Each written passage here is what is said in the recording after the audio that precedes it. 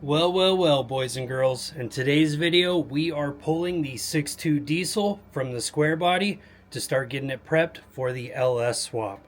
So let's get into this.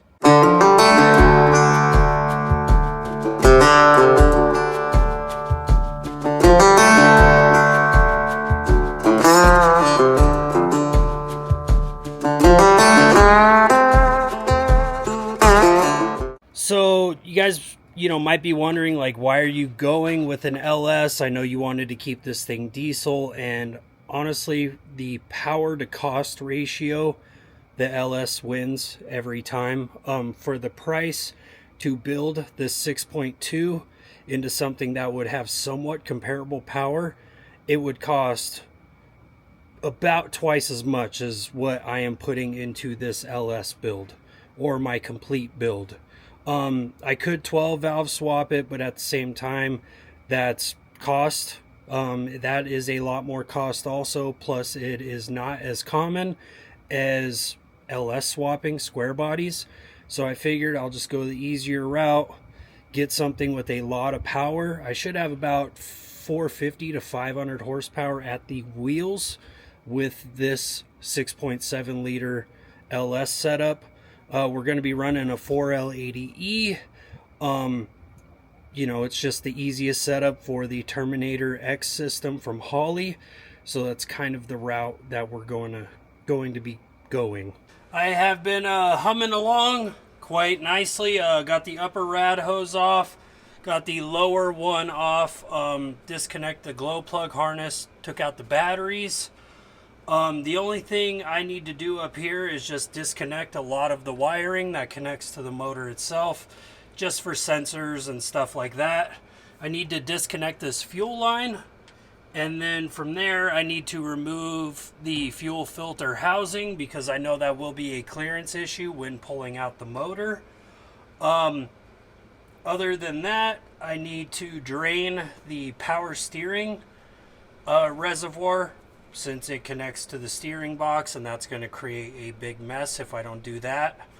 Other than that, I need to disconnect the flywheel bolts and just stuff like that.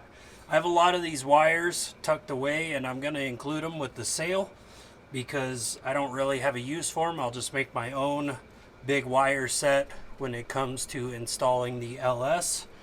But that's about where we're at, just disconnecting a lot of wires and everything.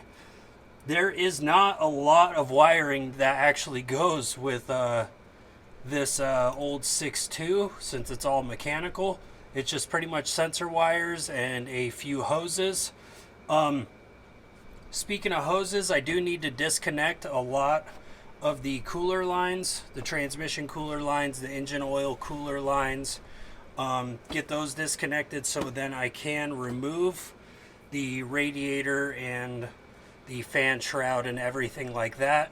As you can see, me and Natalie have the radiator out and good to go. That was a pretty straightforward process. The next step is transmission and engine cooler lines, and then we could start doing the bolts to get the header panel off. Well, boys and girls, we are back out here for some nighttime wrenching. This is the coolest part of the day, so I figured let's get out here, get some progress each night on the truck, get this thing pulled apart, and I'm not out here sweating to death in the heat.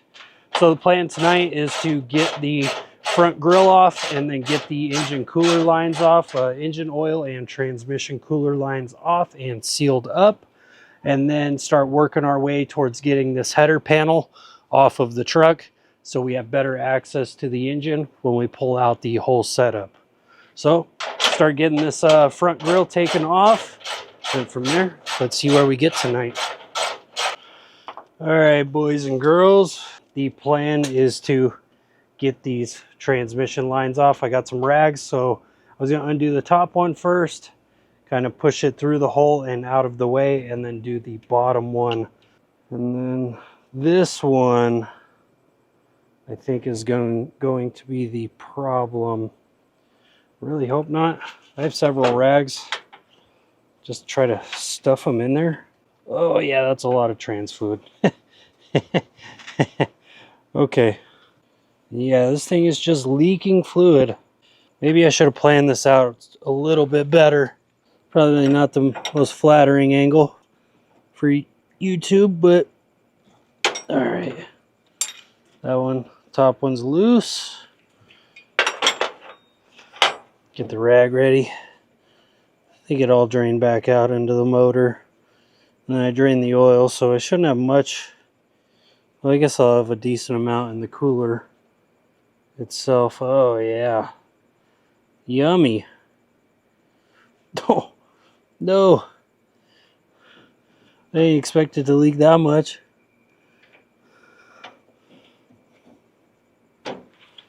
Okay, reaching through here. There is that engine cooler line right there. Still leaking. Yep. A little bit. Okay. Good times. Get right in the way of the camera. Only the best production here.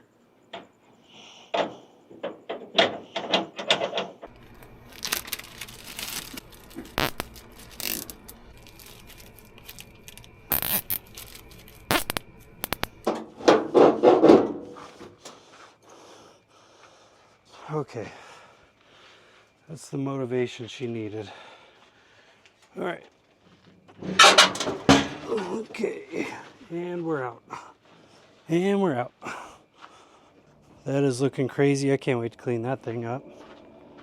But here we are. Wow. This thing looks way different now. Jeez. Okay. Gives me a lot of room for activities. Get this 6.2 out now. Should be very easy to do that. Once the motor's out, I do see the cross member I got to remove with the new motor mounts for the off-road design kit that I am going to pick up. But yeah, that is crazy looking. It is very nasty in here, so once the motor's removed and everything, I'm going to get in here and pressure wash all this. But I think we are at a pretty good stopping point tonight, you guys. Well, boys and girls, it is the third day of wrenching on the truck. I'm very tired, but I want to get this transmission and cross member out. I ended up spending the entire night last night, about 4 hours, just disconnecting everything. So every single hose, electrical connector, anything you could possibly think of is now disconnected. The only thing holding the motor and the transmission and transfer case in place is the center cross member for the transmission and transfer case and the motor mounts on the frame for the engine itself. So the plan today is to pull the transmission and transfer case, get them lowered down to the ground, get them out from underneath the truck so I can separate the two, since I am selling the transmission and the motor together as a package deal. So the plan is to I have like a motorcycle jack that should be good enough. It's about 16 inches tall, and the clearance to the bottom of the transmission pan is actually 26 inches. So I do have some wood that I'm going to put on the jack to help make up that distance to help lower this to the ground. So in the meantime, I'm going to get all the tools I need, and then we can lower that down, get them separated. And I want to show you guys how nasty this transmission and transfer case was from being a City of Cottonwood vehicle. So let's get into it.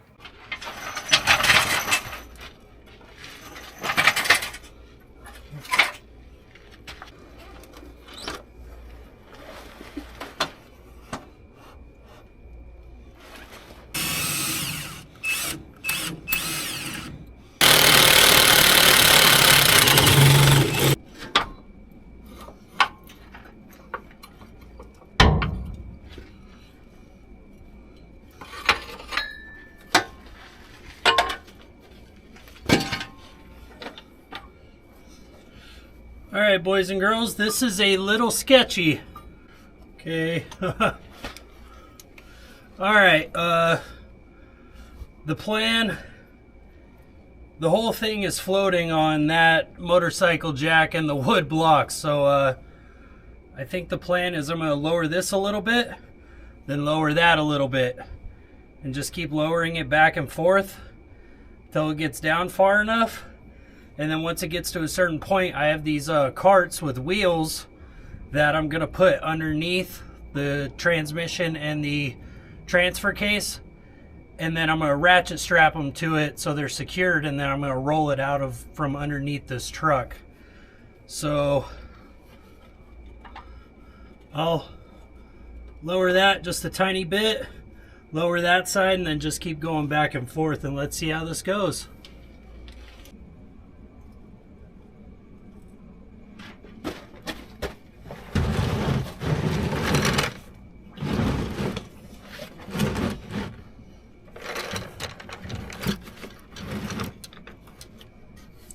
All right, so the way this is looking, it's going to be a absolute pain to try to get it all out from underneath the truck without separating the transfer case from the transmission. So my plan right now is to actually unbolt the transfer case from the center mount, so then I can get rid of the transfer case, which will make moving the transmission a lot easier. So that's kind of my plan at the moment. So I will pop that transfer case off the transmission real quick.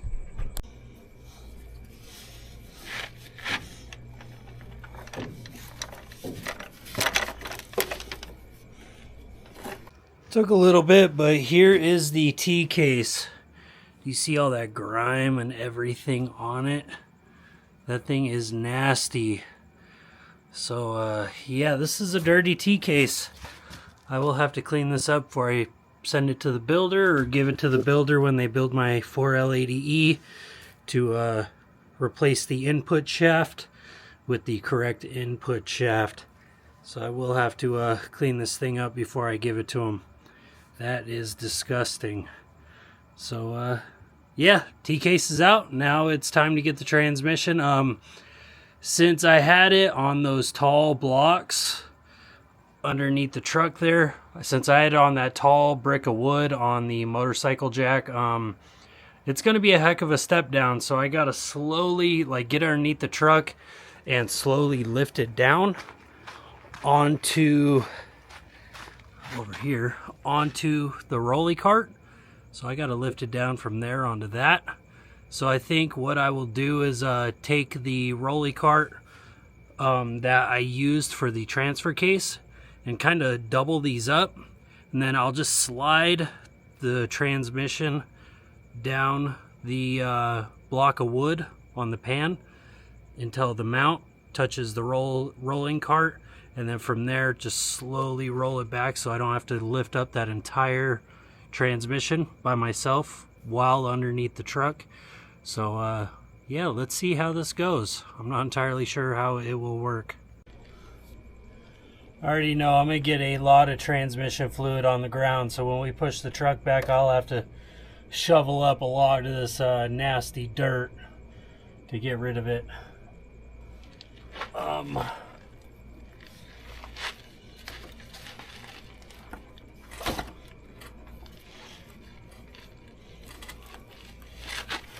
Okay.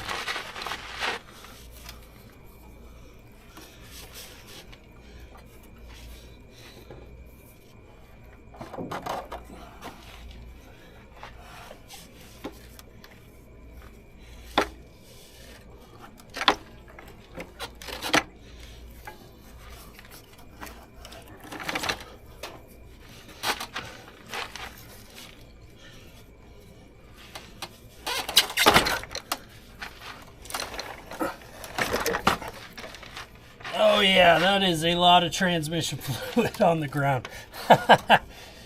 All right, that's fun. Now let me get out from around this thing. Oh my gosh. Oh, that sucks. Okay, let's get this out from underneath the truck. Somehow.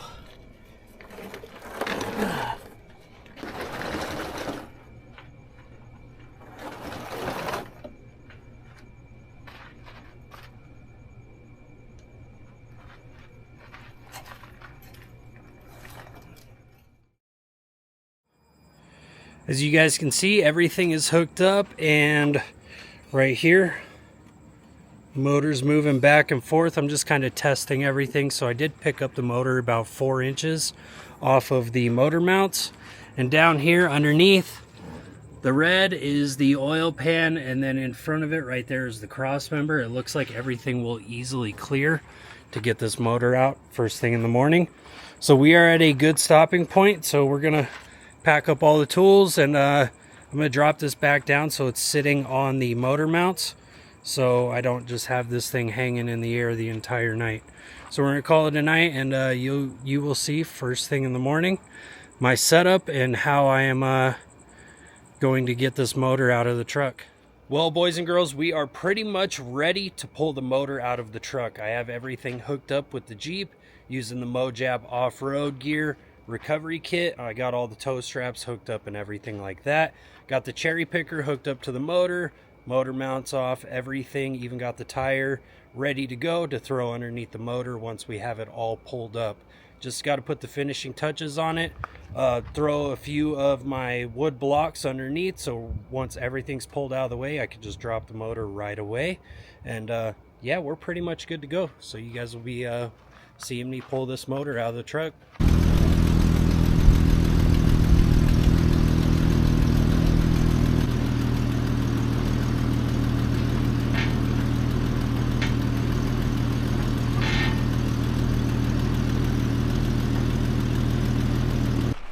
All right, well, we got an issue here. I'm not going to be able to clearance the front bumper with the oil pan, so I'm going to have to air down these front tires like a lot to drop the front end of the truck way down, so then that oil pan can clear the front bumper and the winch and everything.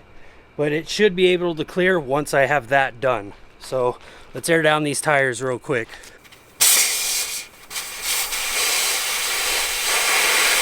All right, I got the tires aired down to about 2 PSI, and it looks like everything should be able to clear now with no issues, just taking a look at it. So we should be good to go, so I'll have Natalie start pulling the truck back, and then we'll get this motor dropped real quick.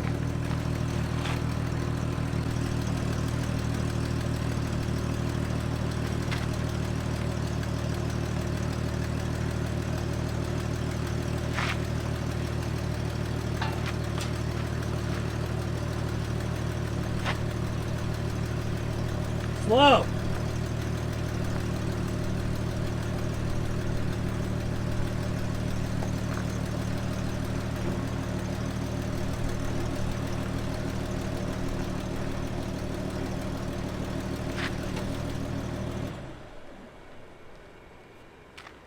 All right, motor's out. Let's get all this ready.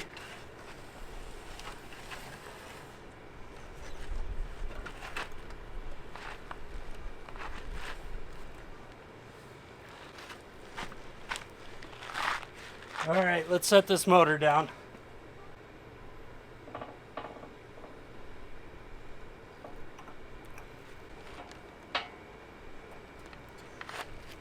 All right, I'd say that's pretty good for now.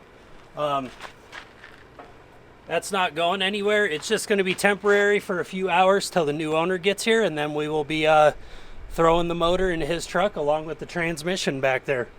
So the motor is pulled from the Squarebody. Let's check out what the engine bay looks like. And this is what it looks like underneath the hood. Crazy. A lot of this is going to be gone, relocated, so it's going to look drastically different underneath this hood as we start cleaning it up and adding the parts we need and removing the things we don't need. But it's going to look great. We'll have a video on that. You know, this entire build process I will be filming just step by step in depth, so these videos will be longer for this entire build process, but you guys, it will hopefully feel like you guys are building this truck with me, so you guys will see every step of this process completely. So this is where we're at, you guys. It's looking crazy. I'm extremely happy with it. Jeep had no issues pulling it back. The tires are very low. I had to air down driver's side tire down to 2 PSI, and then the passenger side, I just took the valve core out of it, so it's at 0. But I was barely able to clear the exhaust, or to clear the oil pan, not the exhaust. But this is where we're at. Within a week, went from a completely running, good to go truck to a shell of a torn apart old vehicle. So this will be a process, but I am extremely happy with it. Not really many issues removing everything since it's an old mechanical motor and not a lot of wires. But yeah, we are good to go. Last step is just sell the motor and the trans to the new buyer, and then we will get started on this build series, fully assembling the motor and getting everything prepped. So on that note, you guys, if you've gotten this far, thank you so much for watching. I really appreciate it. It means the world to me. If you haven't, comment down below. Let me know if you're sad about me removing the 6.2 and going gas from diesel. And let me know also if you are excited about the LS swap. It will be an in-depth series, so you guys will see a lot of details and the exact route I am going on this build. So it should be pretty fun to make our way through this journey. So if you've gotten this far, thank you so much. I really appreciate it. Please like the video, subscribe if you haven't, so you guys can follow along on the process, and I will catch you guys in the next video. Bye, you guys.